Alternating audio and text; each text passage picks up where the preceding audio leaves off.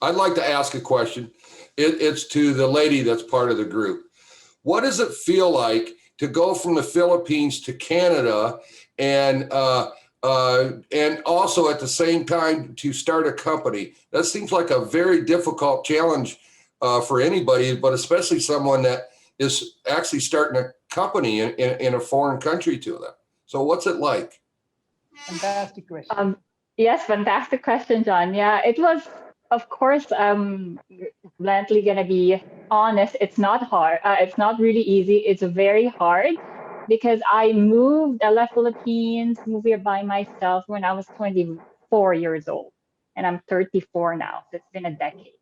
So just that big leap alone, I honestly don't know what I was thinking during that age because you're early 20s. You're like, I'm working as a nurse back home. I'm okay. Like, why should I even go to another country and start all over? But I don't know. I have that like driving force since I was young that I need to do something else. I can't be just here and just doing almost a routinary thing. So I applied and pushed myself and do everything from scratch here.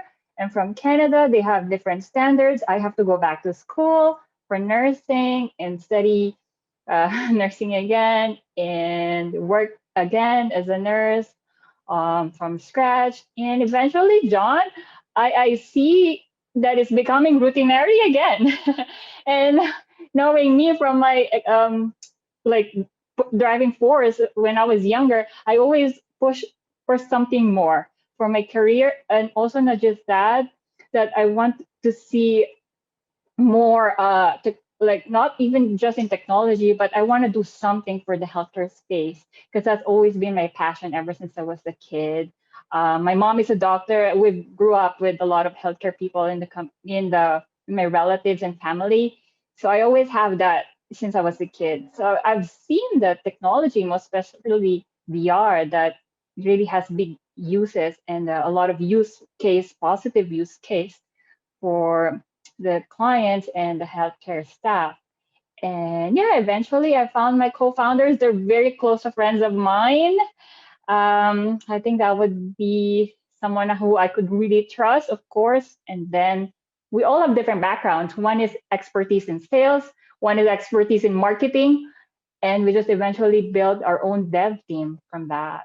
And yeah, the rest is history. A lot of really, if it's very cliche, but if you really want something and you're very passionate about it, even though you don't have any background in technology or entrepreneurship, it's just gonna flow flawlessly because I've learned everything from self-taught, like from my experience only, right?